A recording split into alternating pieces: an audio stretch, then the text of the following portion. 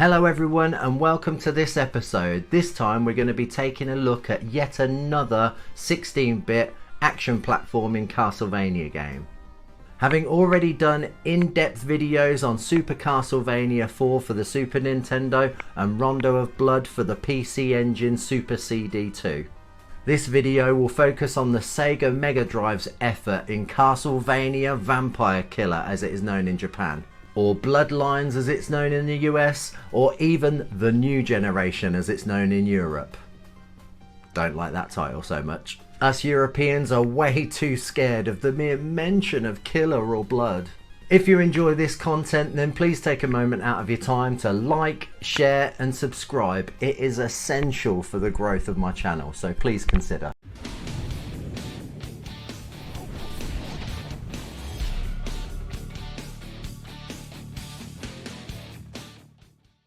I have very little nostalgia for this game, and I only started playing Castlevania games first with the Game Boy Advance, more Metroidvania style iterations, and this was way after their initial release. Admittedly, Castlevania BLOODLINES, which is what I'm going to call it now because to be honest the PAL title is just pants, just didn't grab me on initial plays. I don't know what it is, must be a combination of things. To me, it just doesn't really feel like a Castlevania game other than the whip-wielding protagonist that you can choose at the beginning. Despite being released after Super Castlevania 4 and Rondo of Blood, it didn't really bring any of those games' innovations to the Mega Drive. Therefore, I think it's missing some of their better elements. But let me give this game a real chance, a full playthrough, and let's see if any of my opinions hold water. So let's start at the beginning, shall we? Despite Konami building a tight relationship with Nintendo during the run of the NES console, and Nintendo acquiring a sort of exclusivity agreement with the company, the sheer power and success of the Sega Mega Drive was just too enticing for Konami to leave the money behind. A way around their Nintendo deal was to develop unique games for each system and not porting the successful SNES games straight to the Mega Drive.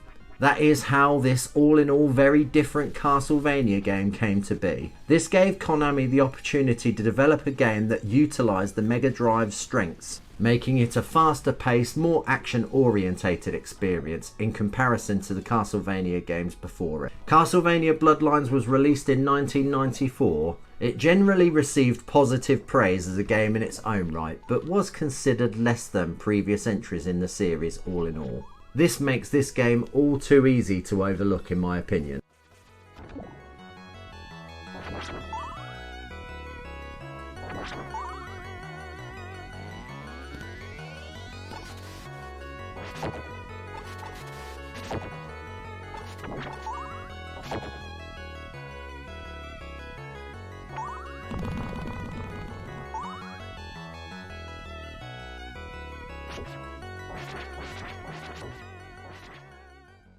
This game's story is quite a bit different to previous Castlevanias, and it is considered a side story to the main arc. In Bloodlines, it introduces lore first created in Bram Stoker's Dracula, but adds that Quincy Morris is actually a distant descendant to the Belmont family.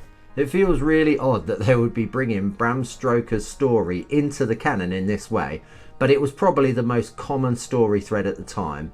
And with the movie coming out just a couple of years earlier in 1992, the game has Quincy's son, John Morris, with the famous vampire killer whip, and pretty boy Eric Lecard with a spear. Eric's involvement comes about due to his girlfriend being transformed into a vampire and eventually died when Elizabeth Bartley was revived. The game also inserts itself into the timeline of World War I, even suggesting that the unholy ceremony to resurrect Dracula performed by the main antagonist Elizabeth Bartley may have been due to or the cause of the war. Heavy stuff indeed. Stage 1 starts off in the most familiar area for a Castlevania game in the form of the ruins of Dracula's castle in Romania. Each stage has a mid-level boss as well as an end-of-stage boss. The music from this first stage really kicks.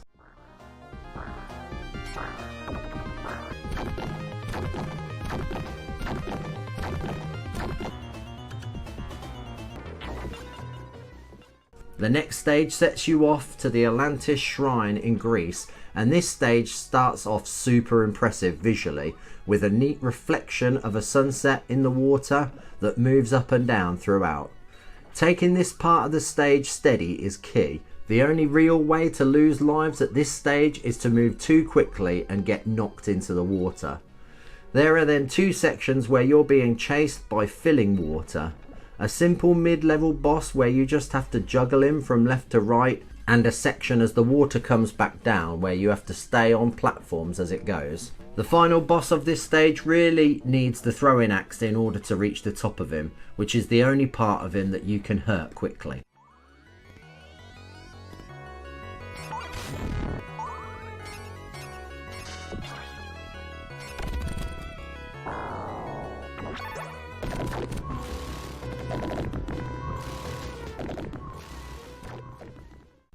Next is the Leaning Tower of Pisa in Italy, which has some great effects, including the rocking forward and backward of the tower and the seemingly endless climb of small floating platforms on the outside of the tower. Turns out that in reality this relatively small structure is endlessly high. The boss at the end of this stage is a highlight in this game in terms of challenge and visually, a flying demon on top of the fast spinning tower. Again, I find the axe useful here.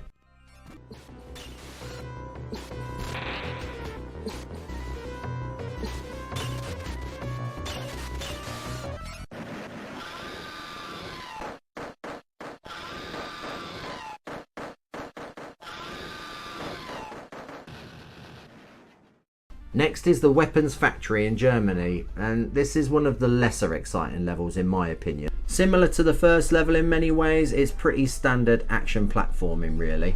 At least with the cogs near the end of the stage, it has the feels of the clock tower sections in earlier Castlevania games.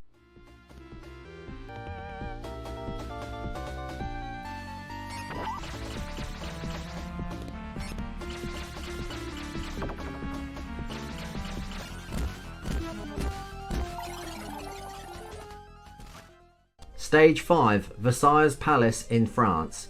I find this level to be both stunning but also a bit annoying. I really dislike those rosebuds at the beginning of the level that effectively reverse your directional controls. I find this really frustrating. I think I would rather it just kick my ass health wise. Also, the tree swinging enemies attack you so fast that they're hard to deal with on your first few plays. Other than that, I think the lighting effects once inside the palace look pretty stunning. Also of note is that this stage has 3 separate bosses ending in a kind of moth thingy.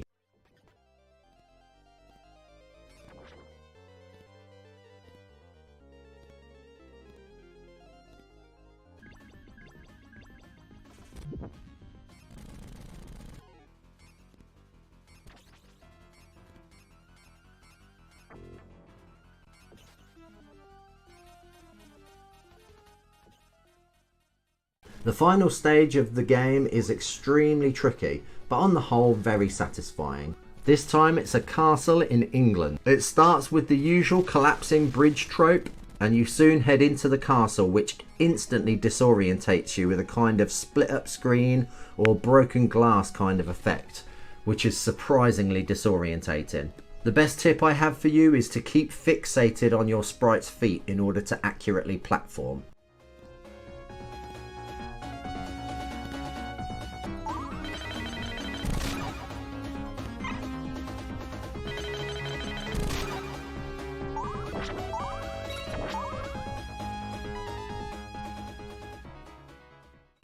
The fight with death I feel is a bit cheap, as it essentially boils down to a randomised boss rush, reusing bosses that you've already faced.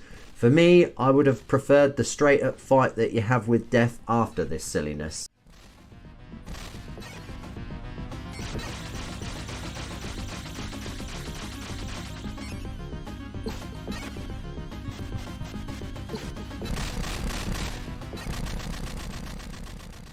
You face Elizabeth Bartley next, and she starts off like a classic Medusa battle, and then it's random phases of elemental attacks.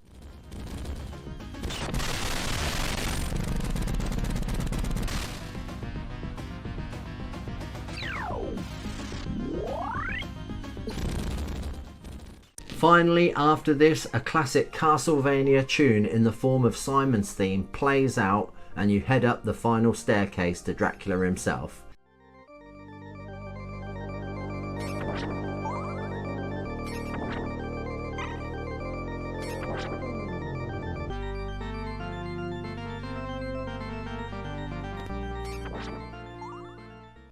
This is pretty much the usual Dracula fight stuff on the whole. This is a really fun action game.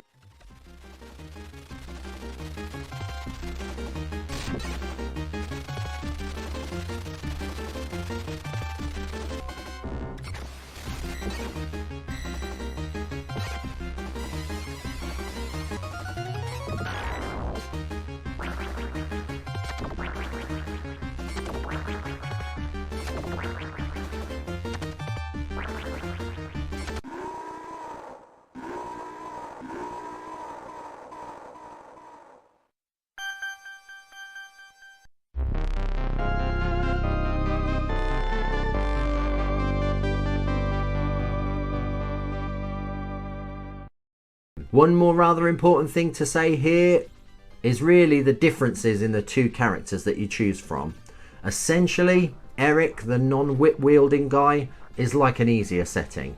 His charged jump attack is extremely useful and he has a much better range, as well as a kind of overhead spear spinning attack, which is really helpful in bosses or when flying enemies get too close. With Eric, there are a couple of relatively small alternate routes in the game, but these are essentially just slightly easier routes and certainly don't bring much more content or replayability in my opinion.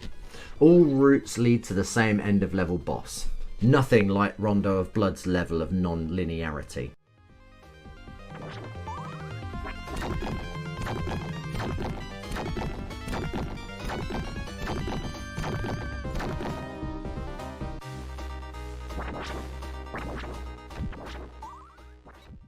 In my opinion, if you want this game to feel even less like a Castlevania game than it already does, then choose the spear guy.